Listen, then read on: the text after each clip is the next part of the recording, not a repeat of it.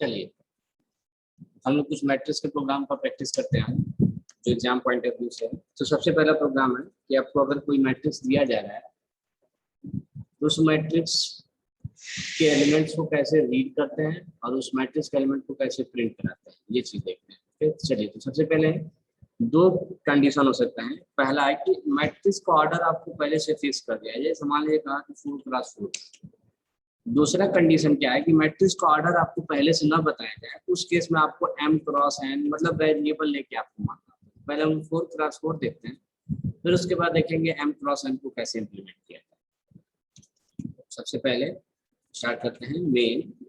क्या कहा कि आप एक मैट्रिक्स ले लीजिए, int a सबस्क्रिप्ट ले रहा हूँ 4x4, दो वेरिएबल एक आई और z। सबसे पहले मैंने कहा प्रिंटर मैट्रिक्स में से दिया ऑफ 4x4, ऑर्डर 4x4।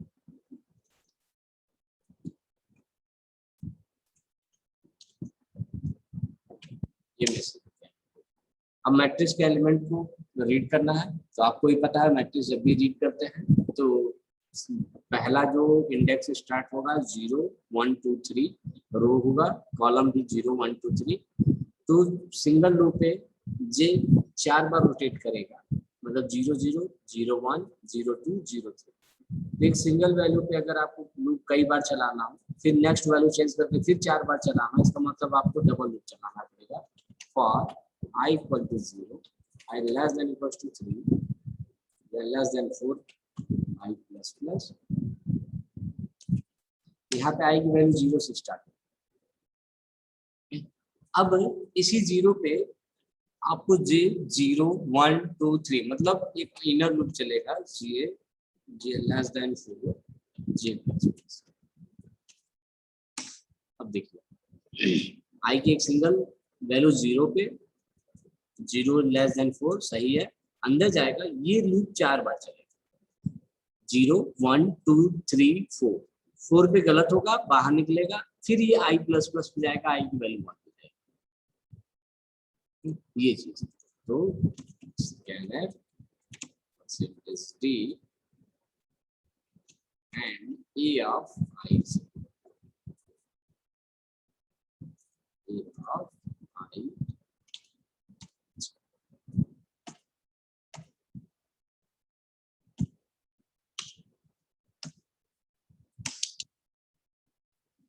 आपने एक मैट्रिक्स रीड कर,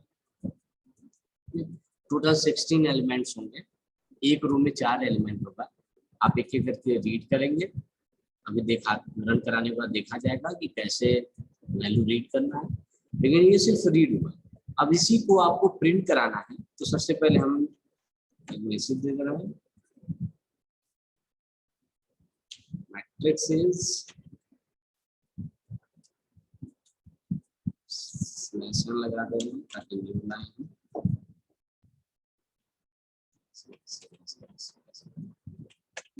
इसको प्रिंट कराना है, तब भी आपको दो लूप चलाना पड़ेगा।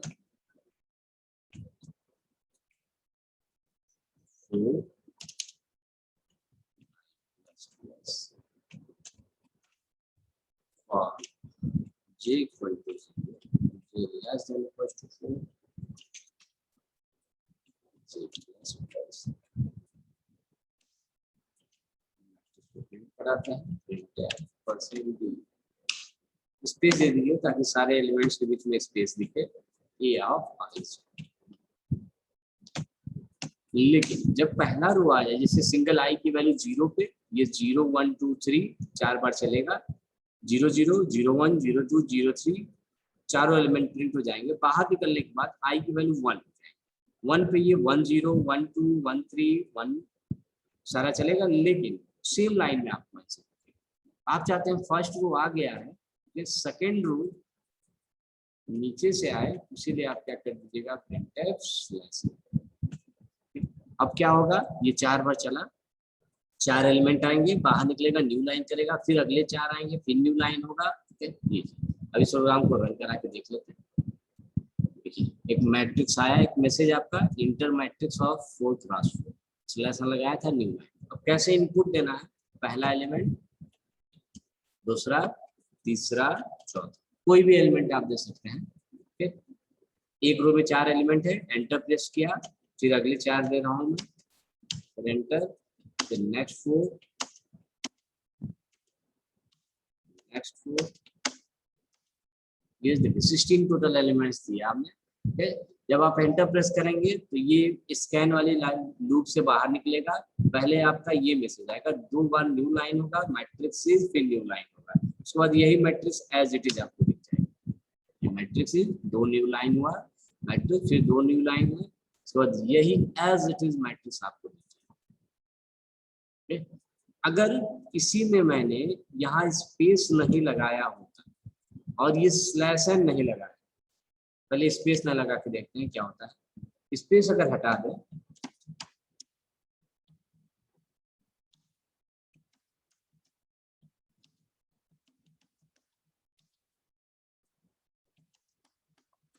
ये मैट्रिक्स आपने दिया, अगर आप स्पेस नहीं देंगे तो हर एलिमेंट प्रिंट करने के बाद स्पेस आना चाहिए, ऐसा नहीं है। देखिए क्यों, क्योंकि आपने स्पेस अगर हटा दिया है तो होगा क्या, पहला एलिमेंट नो स्पेस, जस्ट उसी के बाद दूसरा एलिमेंट आपको दिख जाएगा। तो स्पेस आए इसीलिए यहाँ पे हमने स्पेस। अगर न्यू लाइन हटा दिया जाए तो क्या होगा, हाँ, अगर किसी लाइन को आपको हटाना है तो इसका मतलब ये नहीं कि आप पूरा उसे मिटाइए, आप डबल फॉरवर्ड स्लैश लगा देंगे तो वो कमेंट बन जाएगा, जिससे सिस्टम उस लाइन को ना पढ़े। जब इस प्रोग्राम को आप फिर से रन कराएंगे,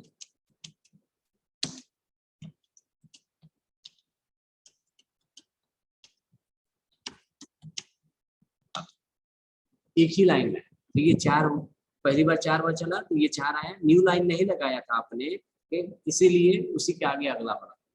अब एक और चीज हो सकता था दिमाग में, क्यों ना स्लैश एन यही लगा दिया, उस केस में पहला न्यू लाइन, दूसरा न्यू लाइन, मतलब हर एलिमेंट के बाद न्यू लाइन है। आपको ऐसा नहीं करना, आपको क्या करना है कि पहले 4 प्रिंट हो जाए, इसीलिए ये लूप 4 बार चलेगा, 4 प्रिंट होंगे, बाहर निकलने के बाद न्यू लाइन। ओके, फिर अगले 4 आए, ठीक है, फिर न्यू लाइन, इसीलिए मैंने यहाँ स्लैश एन लगा के इस लूप के बाहर लगा, ताकि ये 4 बार प्रिंट होने के बाद देन न्यू लाइन। ये तो है आपका एक मैट्रिक्स जिसको ऑर्डर पहले से फिक्स है 4 क्रॉस 4, मतलब जब जितनी बार भी आप प्रोग्राम रन कराएंगे तो आपको टोटल 16 एलिमेंट ही देने पड़ेगा, मतलब 4 क्रॉस 4 का ही मैट्रिक्स बनेगा।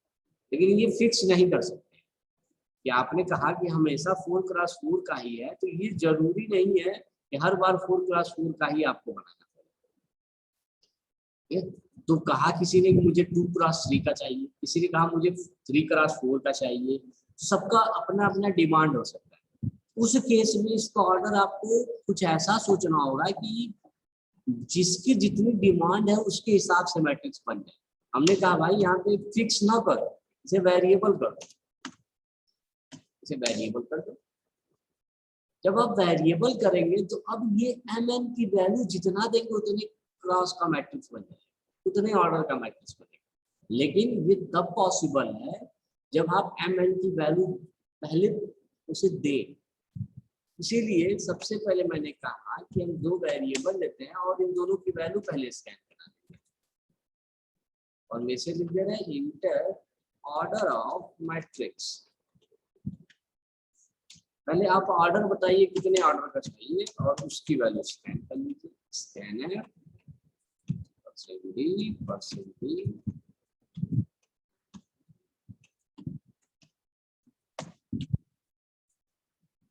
अब फायदा क्या होगा कि जब इस प्रोग्राम को आप रन कराएंगे तो सबसे पहले ये पूछेगा inter order of the matrix, बताइए कितने का आप मैट्रिक्स आते हैं। हमने कहा 2 क्रॉस 3 का चाहिए, मतलब 2 रो 3 कॉलम। अब यहाँ पे दिक्कत क्या है कि ये जो आ रहा है message inter matrix of order 4 cross 4, ये 4 क्रॉस 4 नहीं, अब इसके अकॉर्डिंग ये बदल जाना चाहिए। अगर 2 3 दिया तो यहाँ 2 3 हो जाए, 4 5 दिया तो यहाँ 4 5 हो जाए। ओके, मतलब ये वाला मैसेज बदलना चाहिए। तो ये पहला वैल्यू किसका हो जाए, m, जो m की वैल्यू यहाँ पे आ जाए और जो n की वैल्यू हो यहाँ पे आ जाए। लेकिन आपको पता है कि किसी भी वेरिएबल की वैल्यू अगर डायरेक्ट आप ऐसे प्रिंट कराएंगे तो वैल्यू नहीं आएगी, तब तो एज इट इज इसका नाम दिख जाएगा।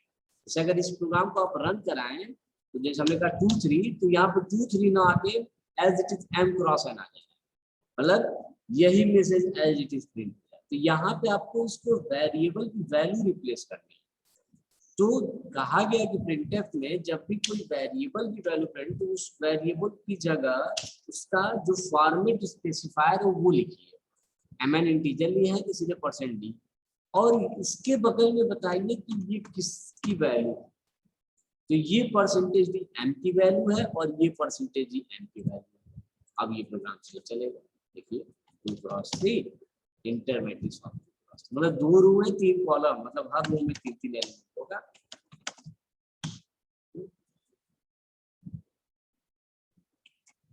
अब ये कहाँ गड़बड़ हो रहा है, 16 एलिमेंट लेगा। क्यों? क्योंकि आपने इस लूप को नहीं चेंज किया। अभी भी आपके लूप के अकॉर्डिंग ये 16 एलिमेंट का, मतलब ये 4 क्रॉस 4 का है, तो ये हो जाएगा m और ये हो जाएगा,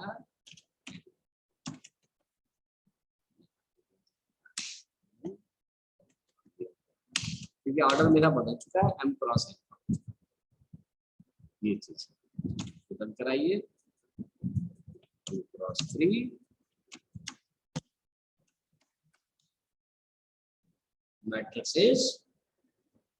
किसी को कुछ और ऑर्डर का चाहिए, 3 क्रॉस 4 का चाहिए, 3 क्रॉस 4, 3 रो 4 कॉलम, कोई भी एलिमेंट आप दे सकते हैं।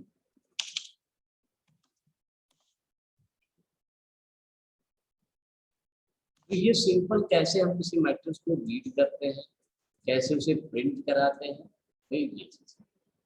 अब एक डाउट आ सकता है कि यहाँ पे दोनों लूप सेम टू सेम, अगर दोनों लूप सेम टू सेम है तो क्या जरूरत है अलग रीड करना अलग प्रिंट करना? क्या एक ही में रीड करके हम प्रिंट नहीं करा सकते हैं? चलिए करके देख लेते हैं क्या दिक्कत होती है उसमें।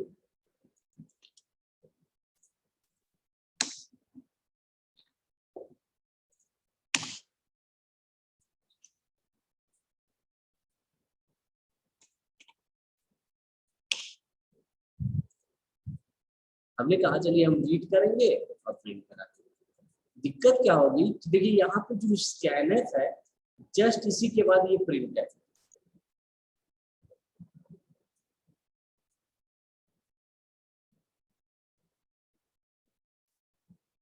मतलब पहले वैल्यू आप देंगे वो तुरंत प्रिंट हो जाए, फिर अगली वैल्यू देंगे तुरंत प्रिंट हो जाए। इस मैसेज को मैं हटा रहा हूँ।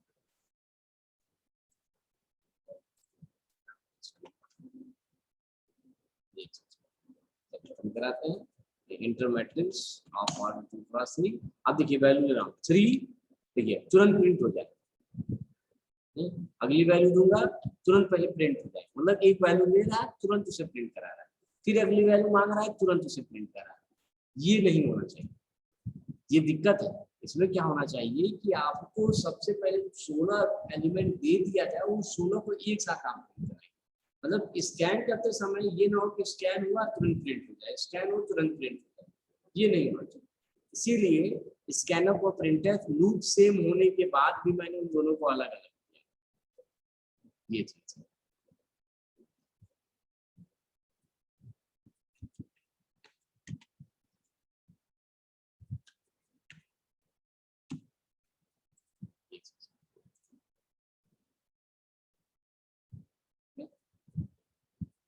अब बात करते हैं दूसरे प्रोग्राम की, कि मान लीजिए आपको एक मैट्रिक्स दिया गया, अब उस मैट्रिक्स का आपको सपोज जितने एलिमेंट्स हैं उस सारे एलिमेंट्स को आपस में ऐड करना।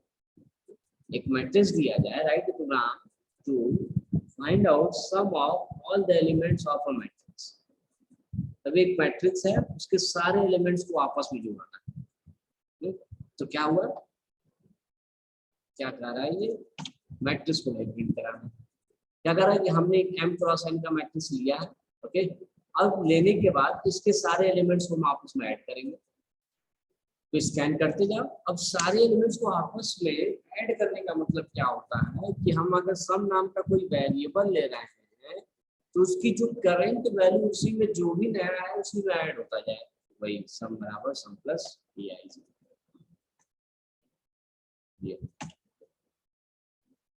और आप एक सम नाम का वेरिएबल ले लीजिए जिसकी स्टार्टिंग में 0 कर लीजिए, ऐसे को करा दीजिए,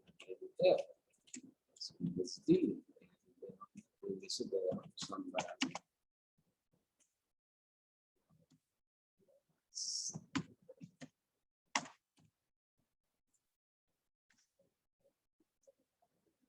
क्रॉस 3 का ही मैट्रिक्स लेते हैं।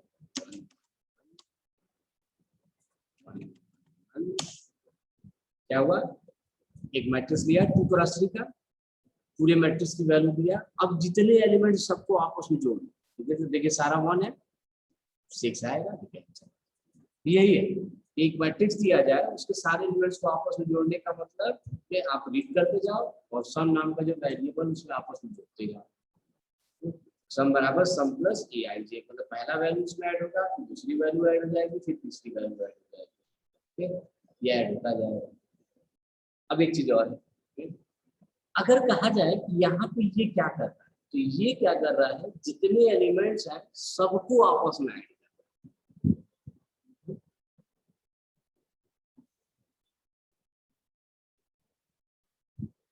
सारे एलिमेंट्स को आपस में ऐड। मैंने क्या कहा कि अब सारे एलिमेंट्स को आप आपस में ऐड नहीं करते, हम आपको एक मैट्रिक्स दे रहे हैं, उस मैट्रिक्स में आपको केवल डायगोनल को ऐड, सिर्फ डायगोनल एलिमेंट्स। अब 2 तरह के डायगोनल होते हैं, पहला होता है मेजर डायगोनल, दूसरा होता है माइनर डायगोनल। मेजर का मतलब 0 0 1 1 2 2 3 3, ये मेजर वाला, जिसका इंडेक्स हो 0 0 1 1 2 2, इस टाइप का इंडेक्स हो तो उसे मेजर डायगोनल। अब खासियत क्या होती है, जो इंडेक्स की वैल्यू होती है 0 0 1 1 दोनों आपस में इक्वल होते हैं, i = j, मतलब दोनों इंडेक्स सेम।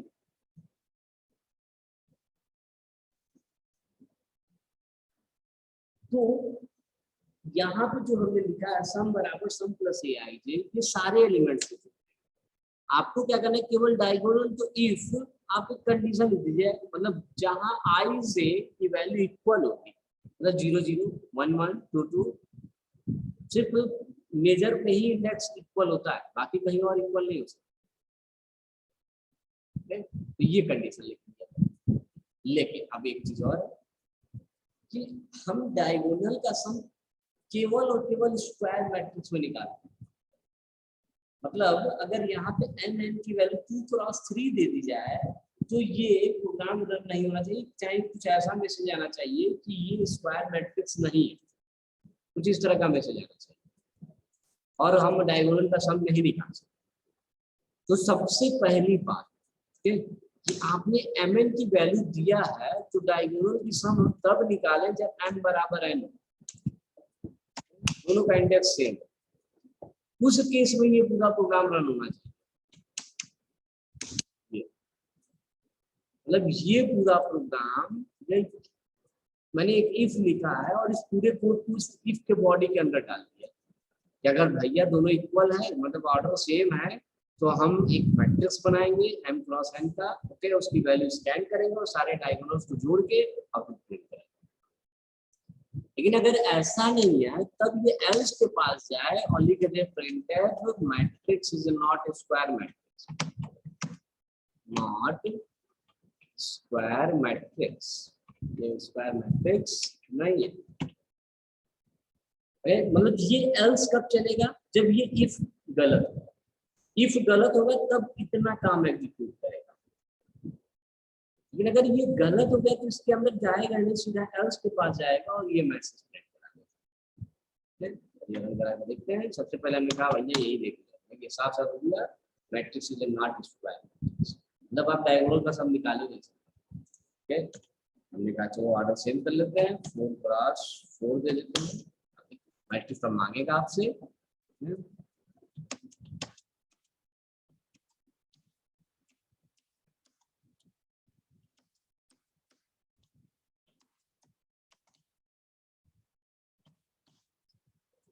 ये 4 यहाँ पे था, गलती से यहाँ पे एंटर प्रेस हो गया मुझसे। देखिए डायगोनल का सम मतलब 1 + 6 + 8 + 4, ये 4 यहाँ पे। ओके 6 7 7 और 8 15 + 4 9। देखिए डायगोनल का सम आ गया। ओके आप चाहे तो इसे बदल सकते हैं, मेजर डायगोनल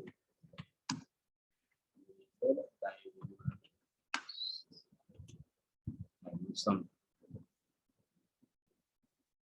ये तो हो गया मेजर डायगोनल, लेकिन एक और डायगोनल वो होता है माइनर डायगोनल। अगर आपसे कोई कहे माइनर का सम निकालना है तो वो कैसे निकालना? तो माइनर की खासियत क्या होती है, देखिए अलग दोनों निकालना है। तो सबसे पहले अगर उन दोनों के इंडेक्स को आपस में जोड़ा जाए, जो माइनर एलिमेंट्स होते हैं वहां का अगर इंडेक्स जोड़ा जाए तो किसके इक्वल आता है, तो जितना नंबर ऑफ रोज या नंबर ऑफ कॉलम है जितनी उसकी वैल्यू है, तो दोनों इक्वल है क्योंकि स्क्वायर ब्रैकेट होगा तभी डायगोनल होगा।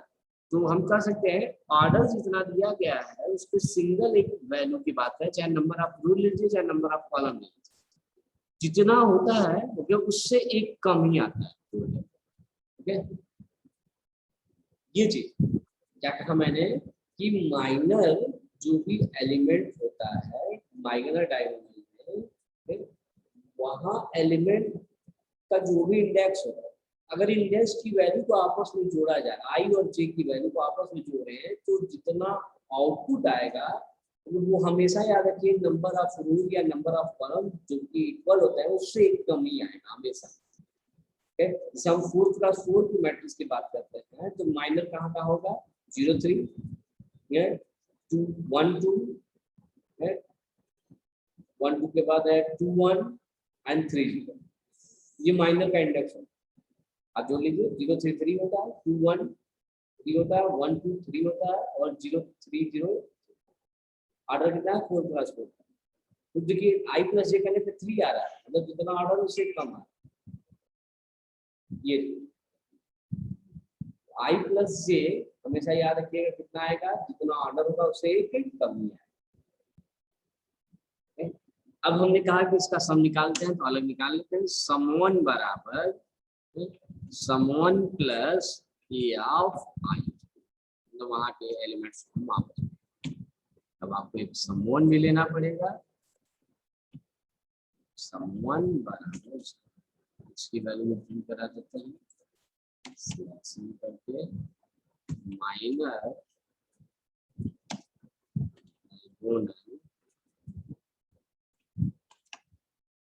सम बराबर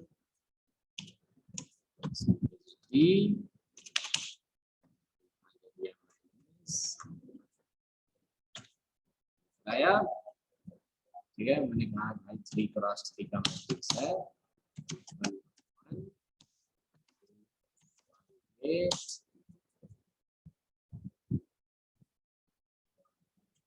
6। मेजर की बात करते हैं तो मेजर में आएगा 1 + 5 6 + 9 15, मेजर का आएगा 15 और ये आएगा 5 3 8 एंड मेजर का सम हमारा 15 और माइनर का, तो मेजर से ऐड कर लेगा और माइनर में ये वाले। तो हमने यहाँ पे 4 प्रोग्राम देख लिए। पहला था कि अगर किसी मैट्रिक्स को प्रिंट कराना हो रीड करना हो तो कैसे सिंपली करते हैं, जिसमें 2 वेरिएशन देखा हमने। पहला कि ऑर्डर अगर फिक्स है तो कोई टेंशन नहीं है, अमेंड के लिए आपको सोचना ही नहीं है। लेकिन दूसरा अगर ऑर्डर हम वेरी कराते हैं तो कैसे करें,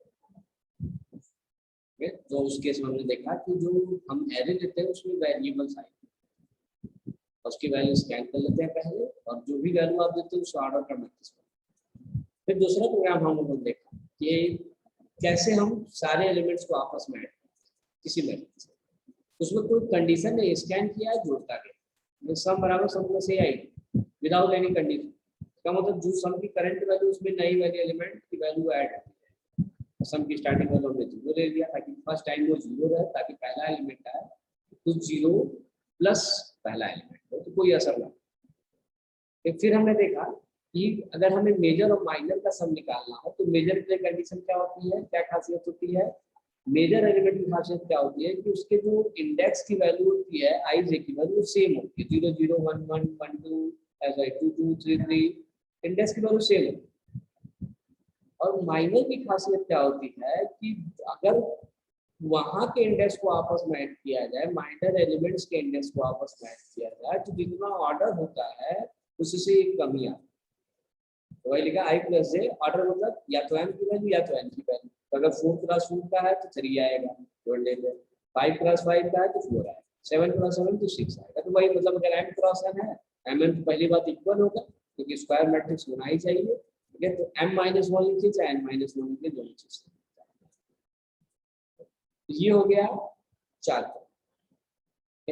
अब क्या है अगला कि आपको दो मैट्रिक्स दिया है और उन दोनों मैट्रिक्स को आपस में ऐड करना। देखिए कंफ्यूज मत होइए, क्या है दोनों में डिफरेंस। पहला क्या कहता है कि आपको एक मैट्रिक्स दिया जा रहा है, उसके सारे element, sum of all the elements of matrix. इसका मतलब क्या हुआ कि एक मैट्रिक्स के सारे एलिमेंट्स को आपस में,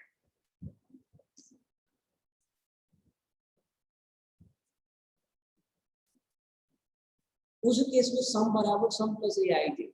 लेकिन अगर आपसे कहा जाए sum of two matrix, sum of two matrix का मतलब दो मैट्रिक्स दिए जाएंगे, उन दोनों मैट्रिक्स के सारे एलिमेंट्स को आपस में, तो दोनों में डिफरेंस है। यहाँ पे दो मैट्रिक्स नहीं है, यहाँ पे एक सिंगल मैट्रिक्स है और उसके एलिमेंट्स को आपस में। जबकि दूसरा चीज क्या है कि दो मैट्रिक्स दिया जाए और दोनों मैट्रिक्स को आपस में ऐड करने का मतलब, जैसे मान लीजिए एक मैट्रिक्स ए है और एक मैट्रिक्स बी है, दोनों को आपस में ऐड करने का मतलब ए 0 0 बी 0 0 में ऐड होगा, ए 0 1 बी 0 1 में ऐड होगा, ए 1 0 बी 1 0 में, ए 2 2 बी 2 2। और जब दो मैट्रिक्स को ऐड करते हैं तो जो तीसरा मैट्रिक्स बनता है आउटपुट मैट्रिक्स, ओके, वो भी एक मैट्रिक्स ही होगा।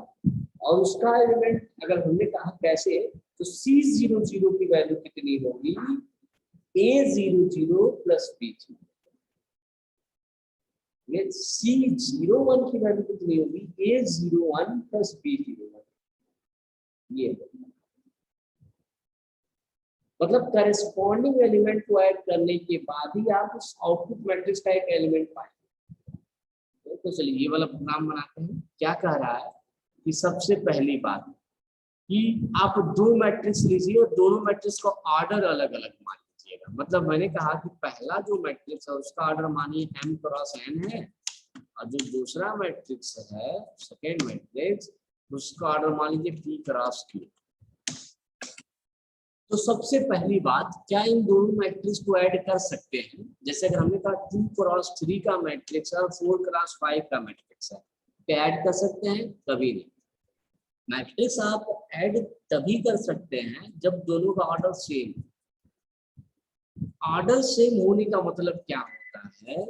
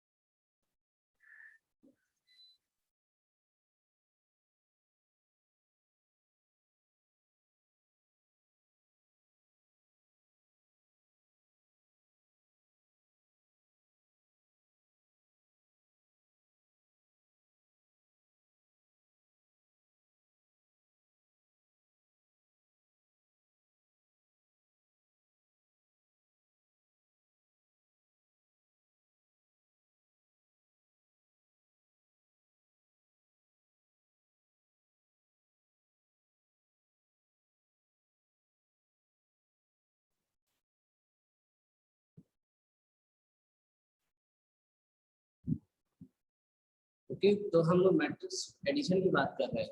तो दो मैट्रिक्स अगर 2 क्रॉस 3 मान लीजिए पहला है और 4 क्रॉस 5 का दूसरा है, तो क्या दोनों को आपस में ऐड कर सकते हैं? नहीं। पहली बात याद रखिए, दो मैट्रिक्स का एडिशन तभी पॉसिबल है जब दोनों का ऑर्डर सेम हो। यहाँ ऑर्डर सेम नहीं, ऑर्डर सेम होने का मतलब क्या हुआ कि जो पहले मैट्रिक्स में जितने रो हैं उतने ही दूसरे मैट्रिक्स में रो होने चाहिए, और जो पहले मैट्रिक्स में जितने कॉलम हैं उतने ही कॉलम दूसरे मैट्रिक्स में होने चाहिए। तो हमने कहा अगर m क्रॉस n है और p क्रॉस q है तो कब इसे जोड़ सकते हैं, जब m बराबर p हो और n बराबर q, तब आप ऐड कर सकते हैं। तो सबसे पहली बात कि सबसे पहले हमने कहा कि चलो आप पहले ऑर्डर ले लेते हैं mn pq, ये ले लिया मैंने। ओके, अब मैंने कहा कि सबसे पहले मैट्रिक्स का ऑर्डर देखिए, ये जो आपने वेरिएबल लिया है ना, जब तक आप इसकी वैल्यू नहीं बताएंगे ये मैट्रिक्स बना ही नहीं सकता। तो सबसे पहले हमने लिखा inter order of first matrix,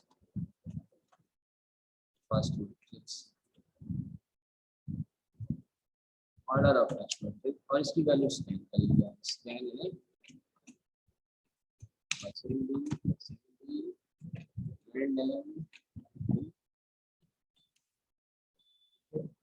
same वैसे ही दूसरे मैट्रिक्स का ऑर्डर भी पढ़ लीजिए, inter order of second matrix,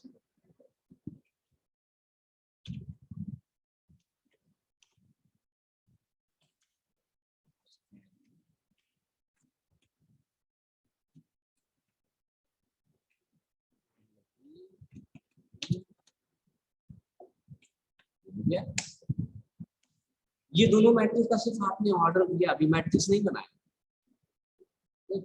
अब एक चीज और, कब दोनों को जोड़ेंगे, ये जब दोनों का ऑर्डर से मतलब पहले का रो m और p बराबर हो और ये n बराबर q हो, ये चीज दोनों का ऑर्डर सेम होगा तो यहाँ एडिशन करेंगे, अगर नहीं है तो क्या हो जाएगा, एल्स लिख देंगे, एडिशन नॉट पॉसिबल, ऑर्डर और डिफरेंट, दोनों का ऑर्डर। तो अगर ये सही हुआ तो एडिशन वाला काम करेंगे, गलत हुआ तो सीधा ये मैसेज है। अब क्या क्या करना है, सबसे पहले हम मैट्रिक्स बनाते हैं। सबसे पहले हमने कहा p नाम का एक मैट्रिक्स बनाते हैं जिसका ऑर्डर m क्रॉस n है, एक p मान का बनाएंगे जिसका ऑर्डर p क्रॉस q है, चाहे p क्रॉस q लिखिए चाहे m क्रॉस n लिखिए, दोनों चीज सेम होगा, क्योंकि देखिए m बराबर p है तो यहाँ पे आप mn भी लिख सकते हैं, हम mn ही लिखते हैं ताकि लूप चलाने में ज्यादा दिक्कत ना हो, और जो c बनेगा वो भी m क्रॉस n का ही बनेगा, और i चाहिए। अब देखिए क्यों मैंने यहाँ पे, जबकि हमने कहा था कि p क्रॉस q का p होना चाहिए, तो देखिए m बराबर p है, मतलब यहाँ पे अगर p लिखते हैं तो p की जगह आप m भी लिख सकते हैं, यहाँ q लिखेंगे तो q की जगह n भी लिख सकते हैं, इसलिए हमने सबका ऑर्डर सेम किया। अब सबसे पहले हमने लिखा inter element of first matrix,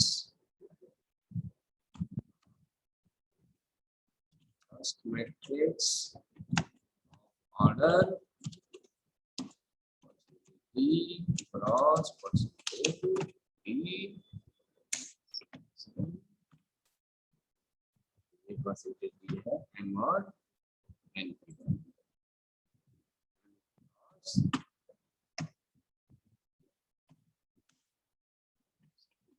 scanf percentage b और i 0, i less than m plus j बराबर 0 less than plus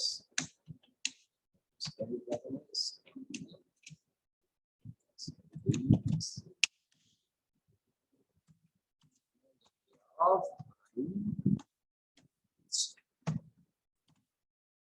ये पहला मैट्रिक्स, सेम ऐसे ही फिर दूसरा मैट्रिक्स रीड करेंगे, आप कॉपी पेस्ट भी कर सकते हैं, सेम चीज है, हम पूरा टाइप कर रहे हैं।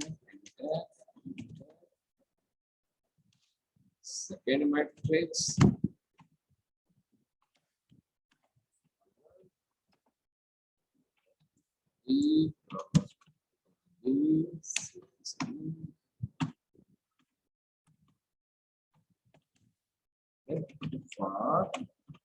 equal to 0, less than m, plus j equal to 0, j less than equals to n minus 1 plus scan कर दिया मैंने दूसरा matrix D and P of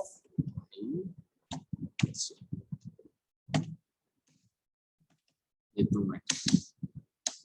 अब दोनों को ऐड करते हैं तो सी आई जे की वैल्यू कितनी होगी, ए आई जे प्लस करस्पॉन्डिंग एलिमेंट ऐड करते हैं, सेम एलिमेंट कर दिया, आई जे ऊपर एक टू चलाता है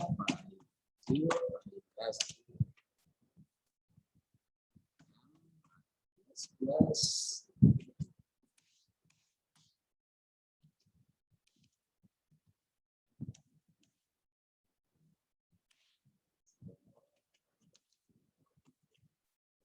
j equal to 0, j plus n, j plus plus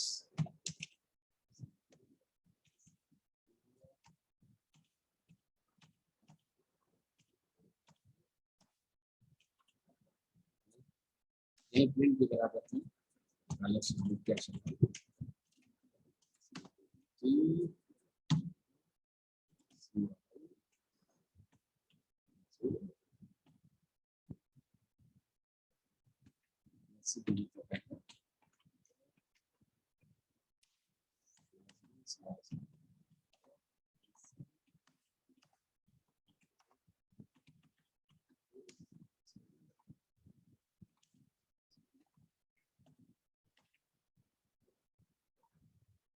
print हो गया, नीचे बढ़ाने के लिए सिलेक्शन कर देते हैं,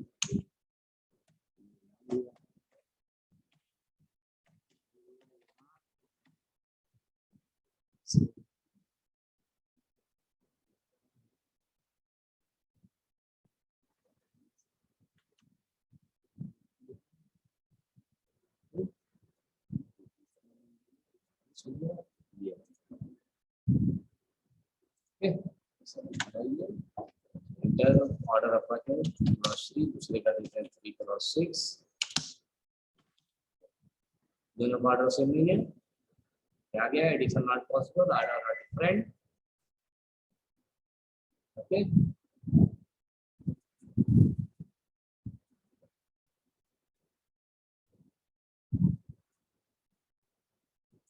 लेकिन जब फिर से रन कराएं और सेम ऑर्डर देते हैं 2 क्रॉस 3 वेट देखिए हो गया,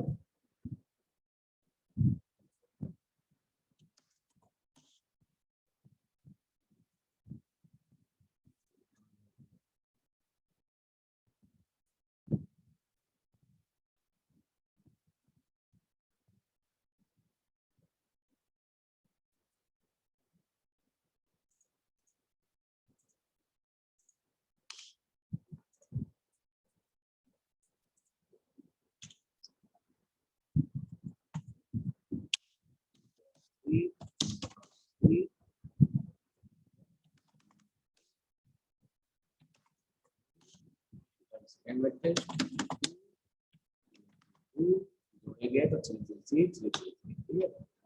आपका रेडिएशन गुड होती है। ये है मैट्रिक्स का, दो मैट्रिक्स को आपस में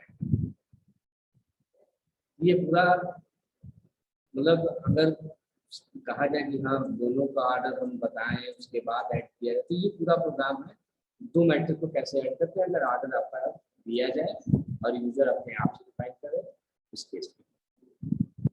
अभी मैट्रिक्स में कुछ और प्रोग्राम है जो हम लोग आगे डिस्कस करेंगे।